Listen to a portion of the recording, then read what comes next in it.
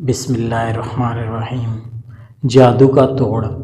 ایک صاحب اور ان کی بیوی پر کسی جادوگر نے انتہائی سخت جادو کا وار کیا۔ یہ جادوگر اس جادو پر باقاعدہ پیرا بھی دیا کرتا اور کسی عمل کو اس کا توڑ نہ کرنے دیتا۔ وہ صاحب فرماتے ہیں کہ میری بیوی کے ہاں اول تو عمل ہی نہ ٹھہرتا، اور اگر ٹھہر بھی جاتا تو ساقط ہو جاتا۔ اگر کسی طریقے 9 مہینے پورے ہوتے تو بچے کی پیدائش مردہ حالت میں ہوتی۔ میرے پیارو، یہ صاحب انتہائی باکردار اور 5 وقت کے نمازی تھے اور بچوں کو مسجد میں قرآن بھی پڑھایا کرتے تھے۔ بہت علاج کروائے، بڑے سے بڑا عامل بلوایا اور علاج کروایا، ایڑی چوٹی کا زور لگا دیا، مگر نتیجہ صفر نکلا۔ ایک دن ایک انتہائی درویش با عمل عالم اور عمل کے پاس جانا ہوا۔ یہ صاحب اپنے استخارہ کے لیے مشہور تھے اور ان کا استخارہ مختصر سا ہوا کرتا تھا۔ مختصر وقت میں سارا کچا چٹا کھول کے رکھ دیتے۔ اللہ نے بہت عطا کیا تھا ان کو۔ اب یہ پریشانی لے کر ان کی خدمت میں حاضر ہوئے۔ مولوی صاحب نے بتایا کہ یہ کسی عام زور آور جادوگر کا وار نہیں، بلکہ یہ تو کسی خبیث جادو کی دنیا کا انتہائی غلیظ اور ماہر جادوگر کا وار ہے، اور یہ میرے بس سے باہر ہے۔ میں اس عمر میں اتنی سخت محنت نہیں کر سکتا۔ اس کا توڑ بھی کوئی خبیث جادوگر ہی کر سکتا ہے۔ عزیز قارئین کرام، یہ صاحب چونکہ مجبور تھے، اس لیے پوچھنے لگے کہ اس حضرت کچھ تو حل ہوگا۔ مولوی صاحب فرمانے لگے کہ سندھ کے فلاں علاقے فلاں جگہ پر ایک گاؤں کے باہر ایک خبیث نے ان دنوں ڈیرا لگایا ہے، تو فوراً اس کے پاس چلا جا۔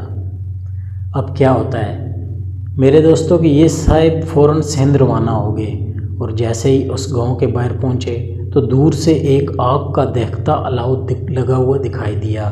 انہوں نے بزرگوں کی بتائی ہوئی نشانی دیکھ کر اس کی طرف بڑھنا شروع کر دیا۔ دور سے دیکھتے ہیں کہ ایک آدمی آگ کے پاس بیٹھا ہوا ہے اور ارد گرد اس کے ماننے والوں کا جمگٹھا ہے۔ ابھی 1 ایکڑ دور تھے کہ وہ شخص اچھل کر کھڑا ہو گیا اور زور زور سے چلانے لگا، وہ دیکھو آ گیا جادو کا ڈسا، وہ آ گیا قرآن پڑھانے والا۔ یہ اس کے پاس پہنچے اور اپنا مقصد بتایا۔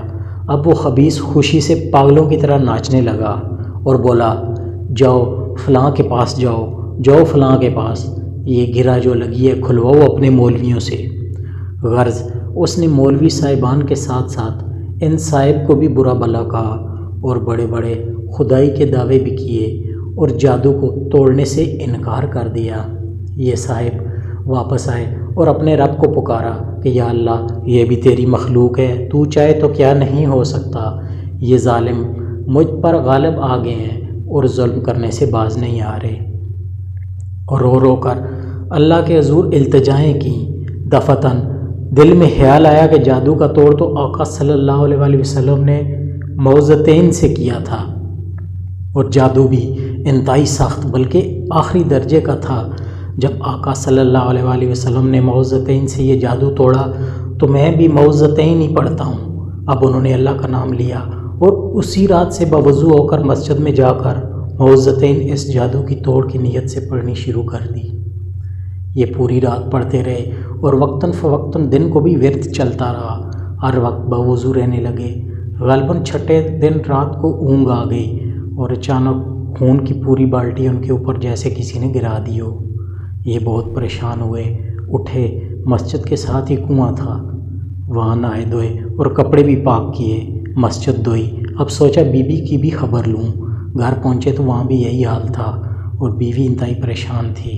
بیوی کو دلاسا دیا اور فرمانے لگے کہ اب کچھ ہلچل ہو گئی ہے، انشاءاللہ اب کام بن جائے گا۔ ایک نئے ولولے سے اسی رات سے پھر دوبارہ مسجد میں عمل شروع کر دیا۔ 9ویں دن پھر بھی وہی ہوا۔ اونگ آئی اور دونوں میاں بیوی پر خون کی بالٹی گرا دی گئی۔ انہوں نے ہمت نہ ہاری اور پڑھنا جاری رکھا۔ 13ویں دن صبح کے وقت وہی سندھ والا خبیث مسجد میں داخل ہوا اور آتے ہی پیروں میں گر کے معافیا مانگنے لگا۔ ان صاحب نے اسے بولا کہ تو مجھ سے کیوں معافیا مانگ رہا ہے؟ کہنے لگا، اللہ کے واسطے مجھے معاف کر دیجئے، پھر بتاؤں گا۔ انہوں نے معاف کر دیا اور وجہ پوچھی۔ کہنے لگا کہ آپ میاں بیوی پر جادو میں نے کیا تھا، جب آپ مسجد میں عمل کرنے بیٹھے تو میں بھی آپ کے مقابلے پر بیٹھ گیا اور روزانہ میرا کیا ہوا جادو مجھ پر ہی الٹا چلنے لگا، اور میرے موکل میرے دشمن ہو گئے۔ یہ صاحب فرمانے لگے کہ اگر یہ بات تو نے مجھے پہلے بتا دی ہوتی تو میں تجھے کبھی معاف نہ کرتا۔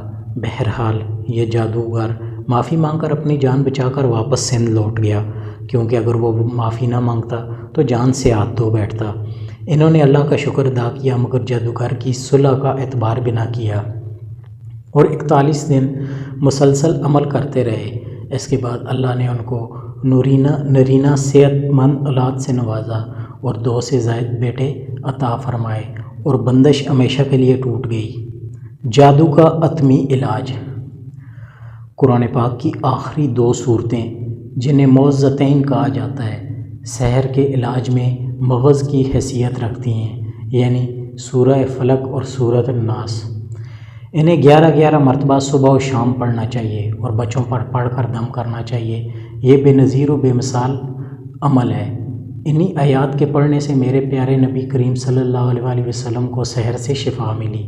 اللہ تعالیٰ ہر مسلمان کو شریروں کے شر سے محفوظ فرمائے اور علماء کی صحبت نصیب فرمائے۔ آمین ثم آمین۔